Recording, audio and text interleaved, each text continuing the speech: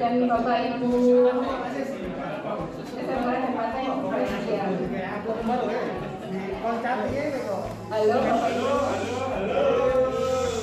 Bisa kita mulai? Alhamdulillah. Mohon izin Bu ya, di sela-sela rapat panjenengan ini ada satu tuntutan yang harus saya selesaikan, yaitu tentang penimbasan. Jadi karena masa pandemi corona, semua pelatihan Bapak Ibu guru itu di-online-kan. Memang ada plus minusnya. Kalau bagi saya, ibu-ibu banyak positifnya, karena saya pelatihan sambil ngomong di rumah itu bisa, sambil rebahan bisa. Selain itu saya dapat rezeki mengikuti yang AKM karena naik.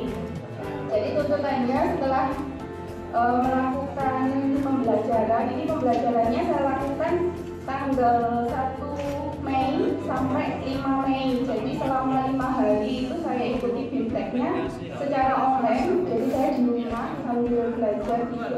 Kemudian setelah tuntas, maka selanjutnya adalah pengimbasan. Jadi acara hari ini adalah pengimbasan tentang belajar dan berbagi seri asesmen kompetensi minimum. Nah, apa itu pengertiannya? Ya, jadi kalau dilihat pengertiannya, pengertian asesmen nasional itu adalah program penilaian terhadap mutu setiap sekolah, madrasah, dan program kesetaraan pada jenjang dasar dan menengah. Jadi asesmen nasional itu dimulai dari tingkat SD, SMP, sederajat, SMA, dan SMK. Nah, tujuannya untuk apa? Nah ini ya. Nah, untuk selanjutnya ini ada tujuan. Tujuannya itu ada 3. Tujuan yang pertama itu adalah menghasilkan informasi untuk memantau. Yang kedua yaitu untuk pengembangan kompetensi dan karakter siswa. Jadi yang dinilai dari asesmen nasional itu adalah kompetensi dan karakternya. Dan yang ketiga itu adalah memberi gambaran tentang karakteristik esensial sebuah sekolah.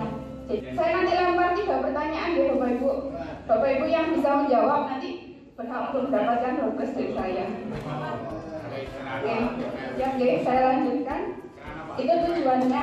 Nah, sekarang manfaat. Nah, manfaat dari asesmen nasional itu ada 3.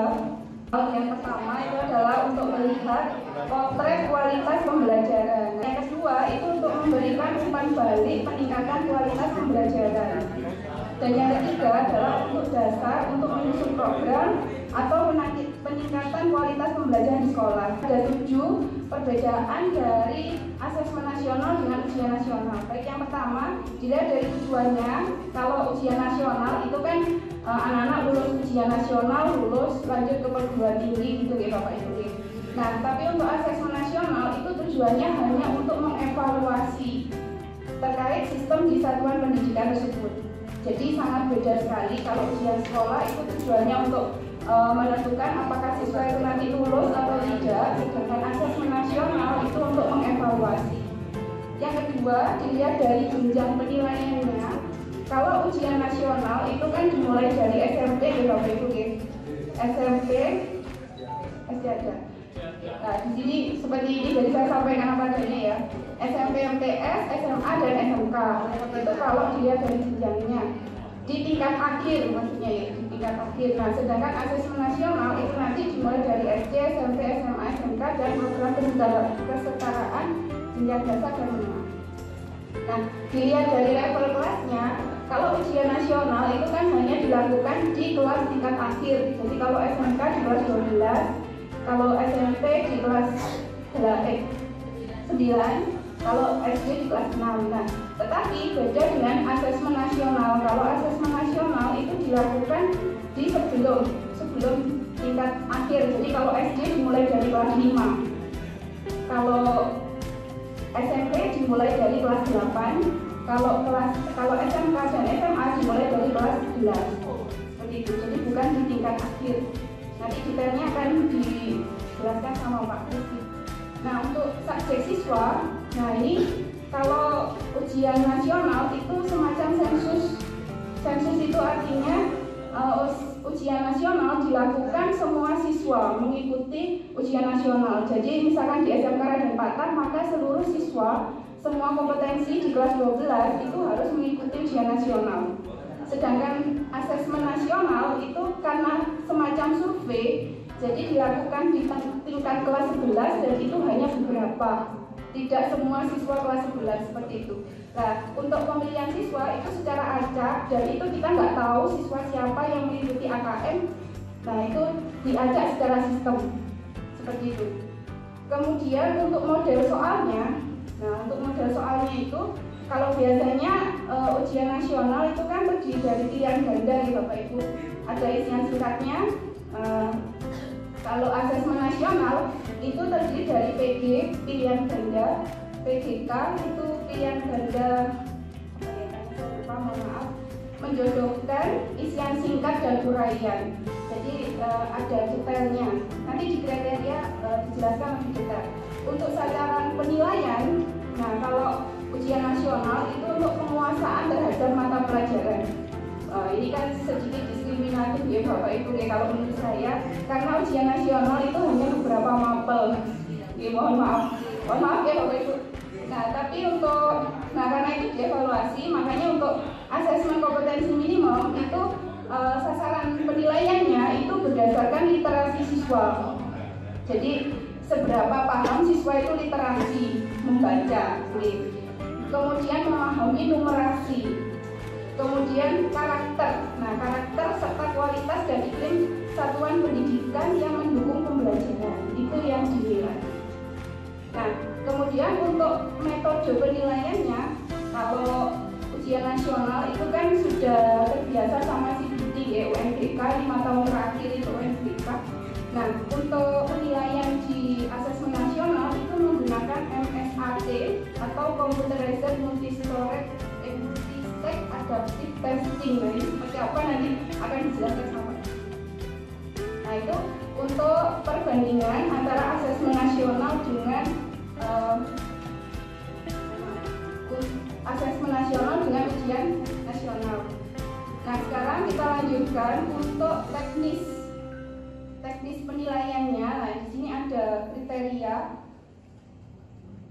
Nah, untuk kriteria ini sama ya seperti yang sudah saya jelaskan tadi, di seluruh satuan pendidikan tidak semua murid, hanya sampelnya secara acak, dan itu dilakukan di kelas 5, kelas 8, dan kelas 11. Dan setiap siswa itu mengerjakan tes berupa literasi, tes literasi numerasi, survei karakter, dan survei lingkungan belajar. Jadi ada 4 untuk kriteria peserta. Nah, untuk selanjutnya, di sini untuk merumuskan butir soal,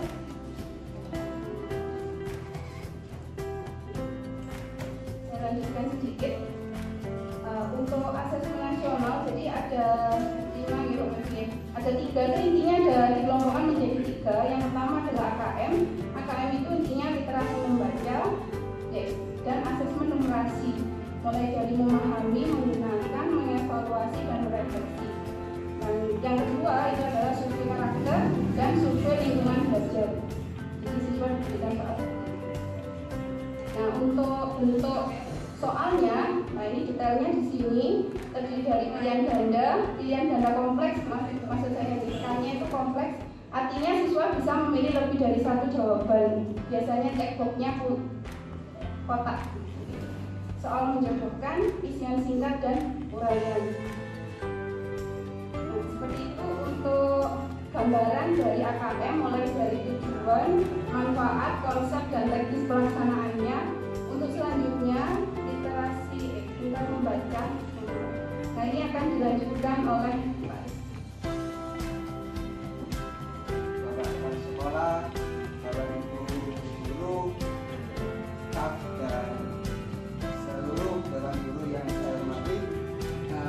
Alhamdulillah pada hari ini kita memiliki kesempatan untuk melakukan penugasan. Nah, Jawa ini aslinya aneh Bapak Ibu. Kalau saya bukan ini aneh. Namanya apa nggak itu awal. Menularkan pengetahuan yang sudah kami pelajari. Dan mohon Bapak Ibu alhamdulillah. Dan semoga salam tetap tercurah kepada junjungan Nabi besar kita Muhammad SAW. Bapak Bapak Ibu sekalian, seperti yang sudah disampaikan oleh Ibu Mita tadi, bahwa saat ini untuk tes tingkat nasional menggunakan istilah AKM. Kira-kira maupun wong AKM itu kepanjangan dari apa tadi? Betul sekali. Artinya apa Bapak Ibu? Artinya untuk tes nasional saat ini kita menggunakan istilah assessment. Dan kemudian kalau kita lihat sebelumnya, sebelum ada AKM ini kita menggunakan istilah ujian nasional. Baik itu ada istilah UNAS ataupun UN. Artinya pada periode sebelum AKM kita menggunakan istilah ujian. Dan mungkin Bapak Ibu masih ingat ketika kita masih sekolah dulu. Ini yang pernah sekolah dulu ya. Waktu kita sekolah dulu kita pernah mengikuti ujian namanya Eptanas. Betul ya Bapak Ibu? Eptanas. Apa itu Eptanas? Evaluasi belajar tahap akhir nasional.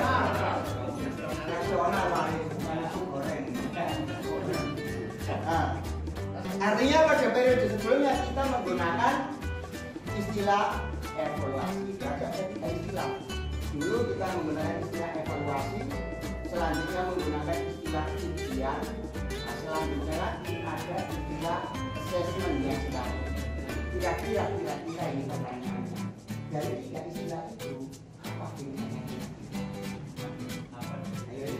Ada dosennya Bu Mita tadi ya. Wah, ada dosennya ini. Menyampaikan perbedaan evaluasi ujian sama assessment. Di akhir. Oh, di akhir tahun.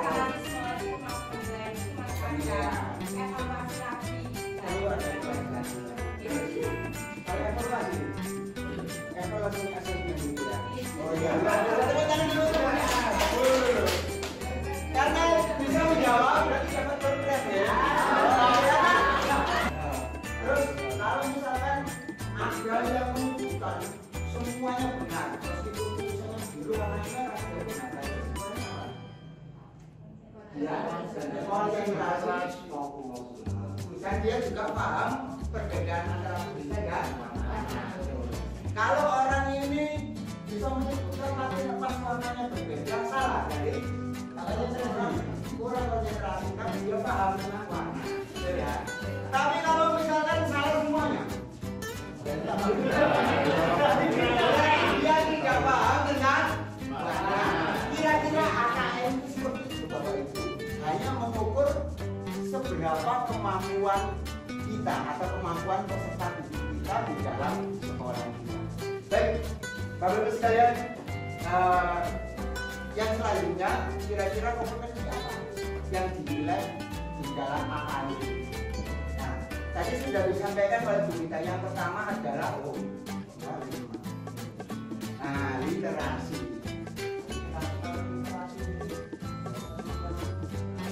Cinta nih ya, literasi itu ya kelompok besar.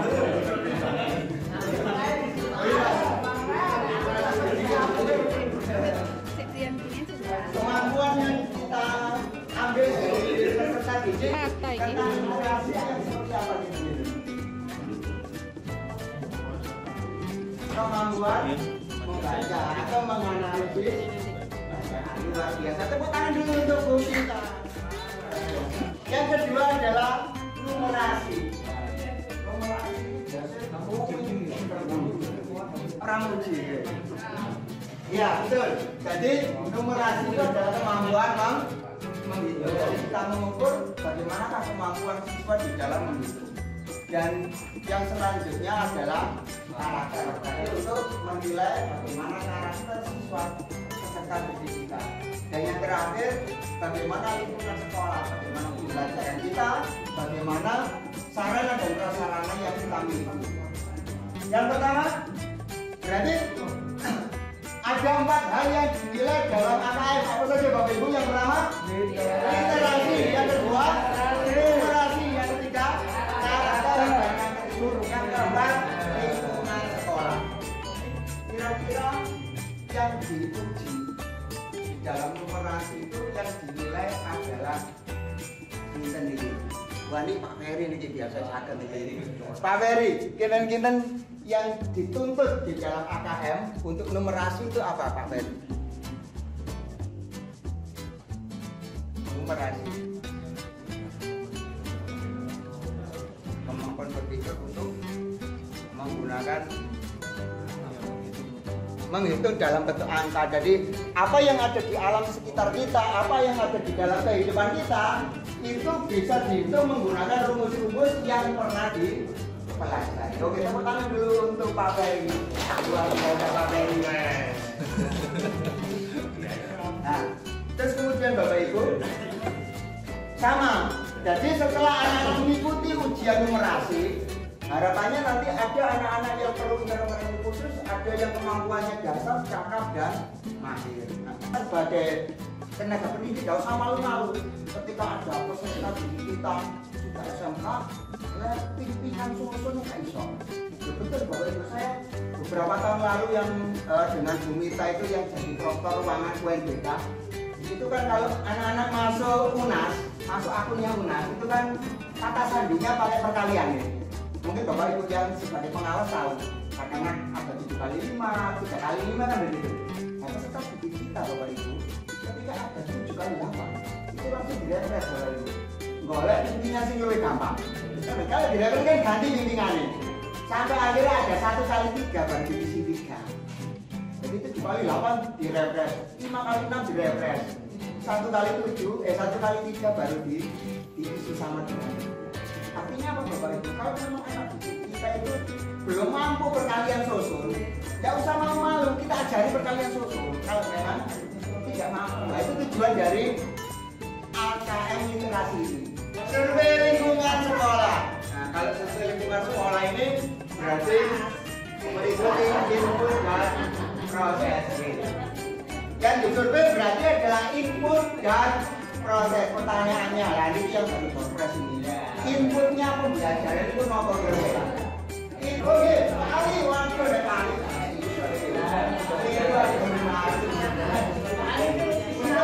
Luar biasa. Oke. Jadi input dari belajar itu input kan masukan ya Bapak Ibu. Ya kemudian diproses. Kalau proses sudah jelas proses itu berarti metode pembelajarannya. Nah inputnya itu meliputi apa? Yang pertama siswa yang disampaikan Pak Ali. Ya, yang akan diproses. Yang kedua, gurunya yang memproses. Terus yang ketiga, kurikulumnya. Jadi prosesnya pakai apa ya? Bahannya kurikulum. Nah, sama alatnya. Apa alatnya? Sarana dan prasarana. Nah, luar biasa. Bukan dulu Pak Ali.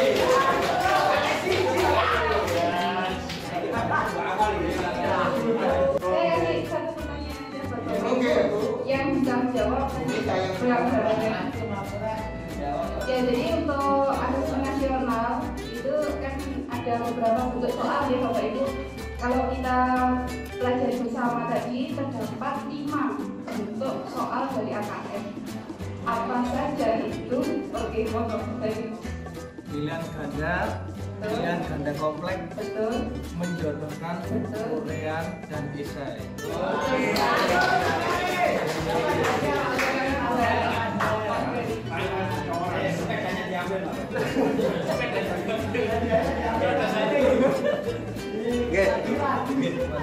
Saya kira itu Bapak Ibu. Terima kasih banyak. Mohon maaf atas segala kekurangan saya ini. Assalamualaikum warahmatullahi wabarakatuh.